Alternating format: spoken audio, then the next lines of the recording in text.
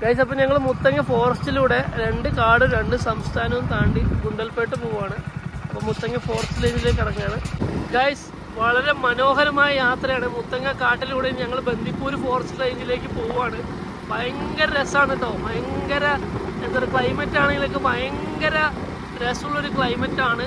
നല്ല തണുപ്പാണ്. അപ്പോൾ ഒരുപാട് വണ്ടികൾ വരുന്നുണ്ട്. നമുക്ക് വണ്ടി എവിടെയും നിർത്താനൊന്നും പറ്റില്ല. ഫോറസ്റ്റുകാരൊന്നും നമ്മൾ പിടിക്കും. അങ്ങനെ ഞങ്ങൾ മുത്തങ്ങ കഴിഞ്ഞ് ബന്ദിപ്പൂരിലേക്ക് അടുക്കുകയാണ്. കേരളം ഇവിടെ അവസാനിച്ചിരിക്കുകയാണ്. ഇനി കർണാടകം തുടങ്ങുകയാണ്. അപ്പോൾ ഇവിടെയൊക്കെ മൊത്തം കാട്ടുതീയാണ്. ഭയങ്കര വരണ്ട് കിടക്കുന്നൊരു പ്രദേശമാണ് ബന്ദിപ്പൂർ ഫോറസ്റ്റ്. നമ്മൾ 2 ആനേനെ കണ്ടു ഗൈസ്. ഭയങ്കര കാട്ടുതീയാണ്.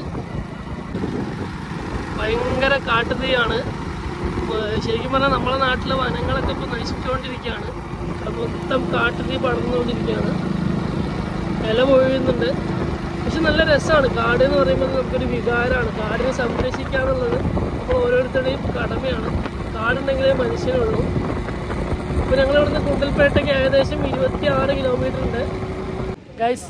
അങ്ങനെ ഞങ്ങളിപ്പോൾ ബന്ദിപ്പൂർ ടൈഗർ റിസർവ് കഴിഞ്ഞു. ഇപ്പം ഞങ്ങളുള്ളത് ഗുണ്ടൽപേട്ടിൻ്റെ അടുത്താണ്. ഇവിടെ നിന്ന് ഏകദേശം കൽപ്പറ്റയ്ക്ക് 62 കിലോമീറ്റർ, കോഴിക്കോട് 135, വടകര 139, കൊച്ചി 294 ഉണ്ട്. ബന്ദിപ്പൂർ ടൈഗർ റിസർവ് സ്റ്റാർട്ട് ചെയ്യുന്ന സ്ഥലമാണിത്. അപ്പോൾ ഞങ്ങളൊരു ഇളനീര് കുടിക്കാൻ വേണ്ടി നിർത്തിയിരിക്കുകയാണ്. ഇപ്പം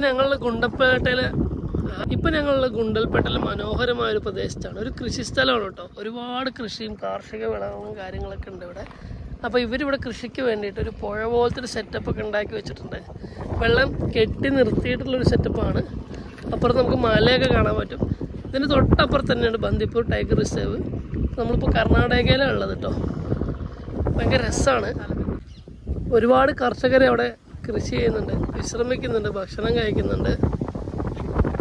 അപ്പോൾ ആ തോട് അല്ലെങ്കിൽ പുഴ പോലത്തെ സെറ്റപ്പിൻ്റെ അറ്റാണ് ഇവിടെ.